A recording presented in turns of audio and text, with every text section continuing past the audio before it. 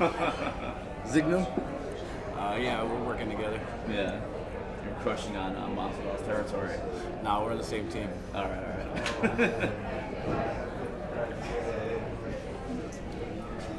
Everybody good? Okay. We're a week away from probably the biggest night of your life. So how are you feeling just heading into it? I feel really, really good, man. I'm very excited. I've trained my whole life for this, and ain't nothing left to it but to do it. Without any disrespect, I think John's probably the favourite heading into this fight. He's been dominant champion. For you, do you take a silver lining in that thinking, well, no one really expects me to win, so I can just go out there and do it, all the pressure's on him? Well, I mean, that's the case anyway, whether the odds said it or not. He's champion. It's his belt to lose. It's mine to gain. I get to be free, you know. I really got nothing to lose. I'm undefeated. I'm fighting Jon Jones, arguably the greatest of all time. I go out there, I put my entire heart on my sleeve, I fight with everything I have, and worst case scenario, I don't come out on top. But I lost to Jon Jones. How much do you take out of his last few performances, which people have said are a bit underwhelming, like against Santos, against Anthony Smith? How much do you look at that and go, well, that's the Jon Jones I'm going to fight. I don't have to worry about the one who beat Rampage and stuff like that. Honestly, man, I expect to get the best version of Jon we've seen in a minute. Everybody I've fought in, I get the best version of them. I'm a guy that Jon definitely doesn't want to take lightly, and he knows that. You know, he's a smart competitor. He knows I'm not a guy you want to take lightly at all. And I'm sure he's training much harder or not, you know, but I think I'm going to get a really good version of Jon. I'm training for the best version of Jon. He, earlier this week on social media, he put up a thing about how he's bought all these new recovery machines and how these young whippersnappers are coming up and he's the older guy. He's not that old. Do you think Jon needs to put these narratives into his own head to make himself more of an underdog? In a sense. I feel like in order to stay on top for that long, you have to kind of do a little bit of look at things a little different from time to time to motivate yourself a little more. So that could possibly be it, but I mean, I bought all those machines as well, so it's the same thing. Dominick, have you allowed yourself to kind of think about the significance of what beating Jon Jones would mean? Because I mean, winning the title is amazing, but there are a lot of champions, and there have been a lot of champions, but there's only one person that's going to knock off Jon Jones and end this incredible streak that he's on. Like the last one that we saw in this sport was kind of like Fedor, Verdun, beat him, and everyone remembers Verdun. So it's kind of a chance for you to kind of go down in the record books no matter what. Not to put too much pressure, but have you thought about that at all? Not really. For me, it's the opposite. I win the belt, I'm in the record books forever. Period. I beat Jon. It's a cherry on top. Now it's like it's creeping into like legendary status. You know what I'm saying? But that's just the ice. That's just a nice little cherry on top for me. For me, winning the belt is everything. You know, having that gold wrapped around your shoulders. It's got that nice weight to it, you know. Before the fight was booked, some of his messaging on social media was interesting. He was saying things like, "Oh, I'm bored. You know, I want a new challenge." And then it seemed like he almost kind of perked up when you started to talk trash to him on Twitter. Was that like part of your strategy? And what do you think about his mindset as far as like, do you think he's bored? Do you think that was true? I don't know what the guy's thinking, man. I only know what I'm thinking. And yeah, he was stating that he wanted, you know, somebody to get him excited about the fight. So okay, I'll oblige. Said a little bit of trash talk, you know, whatever I gotta do to get my shot. I got my shot. But I'm here to fight, you know. It's not about the trash talk. I mean, I'm not the best trash talker in the world. I mean, we know this. You know, I'm a competitor. I was raised in the world of sportsmanship, you know, team sports, being a good sport, you know. Act like you've been here before. Work hard. You don't have to say something. Show them. You don't have to talk all this crazy talk. Show them what you got. And that's who I am and what I'm about. This whole trash talk thing is kind of new to me, but it's not really trash talk for me. It's just me responding to things he's saying. It's like, I'm not going to just let you say whatever you want about me or to me. You know, I'm a man. I'm not going to just accept this. But that's where I am with that. I got my shot, so I'm here to make the most of it. You seem to hold your own in that press conference with him in Vegas. Yeah, I wasn't intimidated at all. It was interesting in the face-off. That's the first time I ever met Jon in my life. Ever came face to him or even near him. And we were face to face, and my heart rate didn't raise at all. I felt at home. I was like, this is it. This is Jon Jones. The lure of Jon Jones is a lot bigger than he actually is. Do you think that's why other people have lost to him, that they've been sort of overwhelmed by the idea of Jon more so than the athlete? I do. I absolutely do think that. It's easy to fall into that. You know, there's every single person is trying to tell you that. Oh my God, you're fighting Jon Jones. Like, what are you gonna do? Like, I'm gonna fight. I'm gonna do what I'm great at. I'm gonna do what I love doing, and that's just what I'm gonna do. People think it's a lot more. You know, it's still a fight. It's just a fight. But everybody's like, it's Jon Jones. He's 6'9". His wingspan's 7 foot. It is, you know. But it's just, man. And yet people say, though, after the fact, after losing to him, they're like, yeah, it was different. And I did feel different in there. And once you let him start to dictate where it's going, you can see you're going to lose, right? So what have you learned by watching other people try and fail? Fight your fight. Don't let him fight your fight for you. Don't let him get in your mind. Don't let him say, oh, we're going to go easy, man. We're going to start off easy, blah, blah, blah. And then he just changes up the tempo and starts doing this, starts doing that. And he lulls people into a false sense of security, I believe. In all his fights, he starts pretty slow on purpose. You know, in the first round, he kind of feels them out and lulls you into this is what Jon Jones is. And then he changes the speed, he changes the fight. And he controls the center of the octagon. I mean, there's so many things that he does that are small nuances to the game. I see him. You know, I'm ready. You said it was when you expected when you faced off. So what were your expectations? Do you think like it would that feel different? Jon Jones, like, oh my God, it's Jon Jones, like. I thought he was gonna be glowing or some shit. Like, I don't know, man. Like, my whole life I grew up watching this guy and exuding all this different kinds of energies. And when I saw him in person, and when I faced off, and I was this far away from him, I was like, this guy's just a man with very many insecurities. You see it all over him. What kind of insecurities? You don't want to lose, man. His ego drives this guy. I'm driven by love and passion, man. A lot different. Do you think you have to beat him twice? Because I imagine if you beat him, they're probably going to give him a rematch before he even leaves the cage. I hope to fight him twice. Second time, I'll be champ. So, good for me. Dominick, you talked about, for a long time, football was your focus. He's been champion now, roughly a decade. Do you remember the first time that you heard about Jon Jones?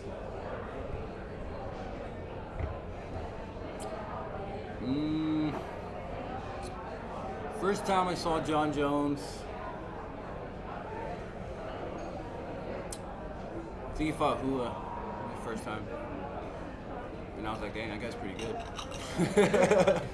He obviously, a big name. He comes from a big team in Albuquerque, but you've been a big proponent. You have everything you need and could want in Victorville. Can you just talk a little bit more about, the benefits for you coming from just a small team in your town? It's family, man. It's love. It's everybody's looking out for my growth and for my advancement. They want me to be. Everybody in my camp, everybody on my team wants me to be the best version of myself, and they're willing to do whatever it takes. They're willing to sacrifice their bodies. They're willing to get black eyes. They're willing to. I got a black eye too, but they're willing to get bloody noses and get hurt for my advancement, for my dream. And not everywhere you go, you'll have selfish people like that on your team. You'll go to a camp or something, and guys are growing on their own. Everybody has their own career that they're doing, and they're trying to be the best version of themselves as well. I have guys that are being Jon for me for months, and putting their own careers on hold in order to help me reach my dream. And you don't get that everywhere, And then at the same time, I got my family there. I got my parents, I got my brothers. So, it's all love, man. My environment is completely just love, man. And you don't get that everywhere. Now, Victorville, San Bernardino County, close to the Inland Empire, there's actually quite a few names: Tatiana Suarez, Lawrence Larkin. This is obviously the biggest fight for any of you guys coming from the area. Do you feel like this one puts the place on the map in terms of MMA? Yes and no, man. We're gonna be on the map no matter what. We go out there and we compete and we win and we do well. But this is definitely the biggest fight for our area, and definitely very proud to represent it. And we'll see. You know, when Kane was champ, there was a lot of talk about having a Latino champ and what he meant to the community. I'm not sure how much of a part of that you are, how much you feel like you're carrying, you know, the mantle for your people, if that's a big thing. But if it is, could you maybe let us know how you feel? Oh, it means a lot. You know, it's my blood. It's where I come from. You know, my dad came from Mexico when he was 12 years old, and it means a lot to him. It means a lot to me. It means a lot to, you know, everybody in my community. To have somebody you could get behind, you know, that shares the same blood, it means a lot, and it makes me very proud to be from there. It's that tough, that hard working. It's hard work and just toughness, you know. And it means so much to so many different people in my life, and I want to make everybody proud. But at the end of the day, this is my journey, and I got to do this for me. I'm doing this for me, and so yeah. Para la raza, para Everyone, right? But so when we talk, my university, my hometown, the state of California, Southern California, like all my friends throughout the world, you know, everybody who supports me. I mean, there's so many people that I'm doing this for, but nobody's gonna be in there with me.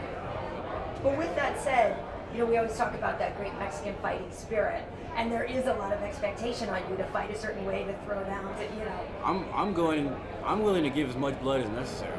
I'm willing to tear whatever needs to be torn. I'm doing whatever it takes to get that gold. I'm willing to die in there, man. I'm literally willing to die in there. And that's what it's all about. Putting your entire heart on your sleeve. Fighting till you cannot fight anymore. Till there's nothing left.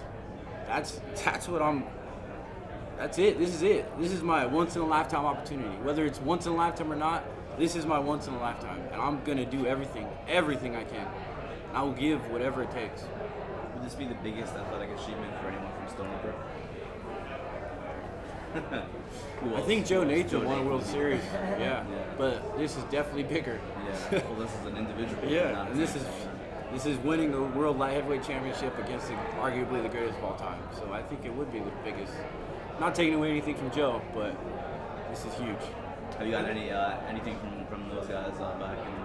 Yeah. Seawolves back there. The Seawolves are showing love these days, and I'm excited about that. I mean, I love my university.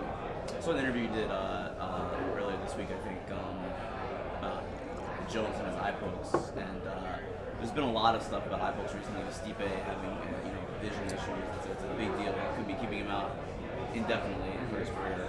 Is that a legitimate worry that you have with John? I mean, it's an issue in the sport these days. Eye pokes are not cool, man. They're not. And it's really easy to not eye poke. Just keep your hands closed. We're fighting with fists, we're not fighting with fingers. I mean, if you watch my fights, I rarely open my hands. I keep fists most of my fight. It's eye pokes, man. John is notorious for eye pokes. It's something that I am worried about. Not because I'm worried about getting eye poked. I mean, obviously, getting eye poked sucked. You know, I don't want to lose vision for the rest of my life. I don't want to be blind. You know, that's not something I want. But more than that, eye pokes and fingers extended stops you from advancing. It does. Like, if you're gonna come at me and you see fingers in your eye, are you gonna run at those fingers? Like, no, you're not. You're gonna move forward and be like, oh, there's something there that's gonna stop me. If he does it, I'm probably still gonna run into it anyway because I don't care. But it's a serious. It's in MMA. It's something that we need to start taking more seriously. When guys get eye poked, it does affect the fight, and we're not taking points. You know, we're just like we're giving warnings. There's actually legitimate. I've heard legitimate conversations of camps saying, "Listen, man, you get one. You get one. Like if it's not going your way, you get one." Like we're accepting a culture of cheating. You know, we're accepting bending of the rules. Like I know the refs and the judges. I mean, the refs don't want to be the ones to like have a great ref. You never have to see him. He never has to say anything. You know, but when it's actually affecting fights and lives like this, man, like we gotta do something about it, man. These points need to start be taken. Like this whole you get one culture needs to stop. You know? We got to do something about this. Do you think when he does it's intentional? I don't know, man. I can't speak on that, but A lot of your fights finished really quickly, which doesn't give people a chance to get tape on you, and that's kind of what John did at the beginning, which was really hard to beat him. You didn't know how to beat him. The fight with Volkan was close, and a lot of people thought Volkan won that one. What do you take away from that fight, and do you think like maybe that's the one where people could learn how to fight you? that was my worst performance of my career. Okay. If you want to take that, that's cool. I mean, take it. But I've completely evolved as a fighter. I switched camps for that fight. I went to Colorado for that whole camp, and things didn't exactly go my way. But I learned that I could fight through adversity. I mean, he broke my nose in the first round in 4 different places with one punch. Like, I was inhaling blood the whole fight. So my cardio went, but my heart didn't. I have heart. I'm gonna fight. I'm gonna fight, man. I learned a lot about myself in terms of my toughness.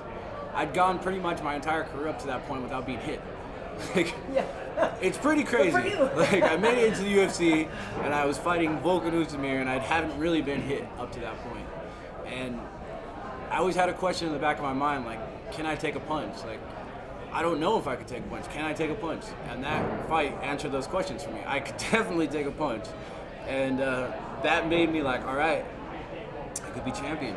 Because in order to be champion, you have to be able to take a punch. You're not going to fight a championship fight and not get hit. Like, so that made me realize, I can be champion. I have the skills, I have the speed, I have the power, I have the movement, I have the IQ.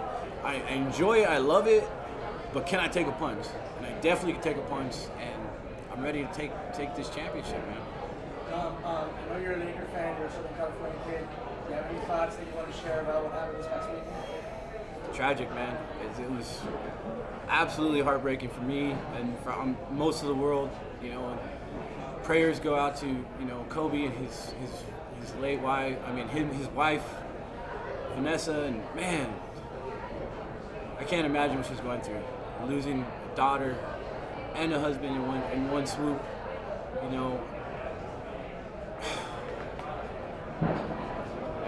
Just prayers, man. Just prayers. This is the only idol I've ever had as an athlete. Like, I've never looked up to any other athlete but Kobe Bryant. Kobe's mentality of nobody's gonna believe in you but you. Like that's I use that throughout my life. Like, I made it to my university. I'm here on that philosophy of nobody's gonna believe in you but you. Nobody's gonna work for you. Like, work when the lights are off. Work when nobody's looking. That's when it matters. That's what makes you a champion. Like, winning is everything. Like, oh man, all of that is a huge part of why I'm here today. Like, John brought up the Tim Grover book, Relentless. I read that book because it was mostly about Kobe, and his mindset and everything that goes into the hard work involved. Man, and that all of that, man. I know he's looking out on this one. I know it. At what point did mixed martial arts enter your life? Because as a Mexican American kid in Southern California, I imagine boxing was big, and also you're tall, you like basketball, so I imagine you're on the basketball team. But at what point did mixed martial arts come into your life? Fun fact, I never boxed and I never played basketball. So, but I wrestled. I wrestled my whole life from 8 years old. Actually, when I first started wrestling, I was terrible. I lost almost every match. And I just didn't have that fire, that I had brothers and all that, but I just didn't, I don't know. And then I got in junior high school and I never lost a match. After that, it clicked, everything clicked. And I fell in love with the sport, and I was really good. And yeah, but mixed martial arts entered my life when I was a young kid. Tom, where were you on Sunday when you found out about the Kobe news? I just woken up. I was reading the news, went on Instagram and somebody posted about it. I looked it up and I was like, I couldn't believe it. Really, I didn't think it was real. I thought it was like a spoof or something. Like, you know how weird stuff gets thrown out on the internet. Photoshop. Yeah, like, you know. And I was like, no way. And then I kind of kept reading into it, and then it was 100% real. I was at home. Sunday is my rest day, and yeah, man. I pretty much stayed like in bed most of the day. Like, I didn't really get up much. I ate. I had to eat, you know. And yeah. Called my friends, called my family, talked to people about it. I needed to talk to someone about it. You know, it really was like almost losing a family member. And it's, like, I don't know, man. Sucks. It fucking sucks.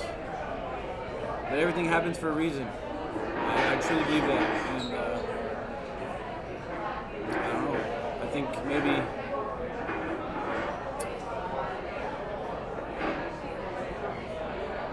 I don't know, man. I got nothing on it. Did you go to a lot of games at Staples when you were? I never went to any games, man. We could never afford it. Like, my family wasn't the wealthiest, and we have 4 boys. It's hard to get to Laker games, especially during the Kobe era of very expensive tickets. But I watched almost every game he played, and it wasn't really about the games he played. It was about the man he was more than anything. I mean, he was amazing.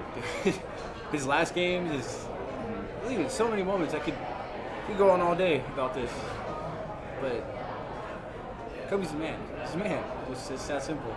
I would always get the Jordan-Kobe debate was very common in my university, and I would go aggressively, very aggressive. Yeah. A lot of athletes have kind of done their own honor and homage to Kobe over the last week. Anything planned for next week in Houston to rep SoCal and to rep Kobe? I mean, I'd like to wear his jersey throughout the week, but I don't know if Reebok would be very excited about that. So definitely win this belt. It's definitely in my heart. It's definitely on my mind. You think 49ers or the Chiefs? See, that's the question now, isn't it? Yeah. I'm going to have to go with the Niners just because I'm a defensive guy myself. Yeah. And their defense is something. When you're clicking like that on defense and you're just attacking just a bunch of wild animals, it's just like, that brings the whole team up. That is so contagious. Yeah. And when the offense knows they have a bunch of dogs that are just hungry and rabies and going crazy, man, it gets me excited. Man. It reminds me of my old squad. You know, we were a very good defense, and you can see the love they have for each other. And I'm gonna have to go with the Niners. Mahomes is no joke. No, I'm not debating that at all. Mahomes is a freaking animal. It's unbelievable how composed that kid is. I mean, and then Tyreek and the whole offense, and you let those guys get a little spark and they're creating a bushfire, man. It's not good. You know, it's interesting though. Obviously, if you become the champion, like you're going to be rubbing shoulders with these guys. Those are your peers in a way now, right? Winners and ring holders and stuff like that. Yeah. I mean, have you really considered how? I mean, they always say that your life will change. Like, do you really understand how much it could? I understand it. I do, but I don't like to look at things that haven't happened yet. You know, I could kind of a little bit mentally prepare for it, but in my mind, being a champion isn't just winning one fight. You know, you're a champion by who you are, your character, and how you live your life and what you do. It's not just an overnight kind of thing. So, yeah, things will change overnight if I beat John in the sense of, you know, who I'm rubbing shoulders with in a sense. But I still got my family, I still got my friends, I still live in my hometown, so it's not like I'm going to be living in LA all of a sudden. I'm hanging out at the Comedy Store every night, which would be cool, but but it's just, yeah. Well, we're all professional athletes. We will, if we have something in common, I'm sure we'll eventually come into contact whether or not I become champion or not. So no skeletons in the closet though that you want to just get off your chest now, because you know your whole life goes on display once you become champ, and everything in and out of the octagon becomes fodder for. Let me think. I got nothing right He's good.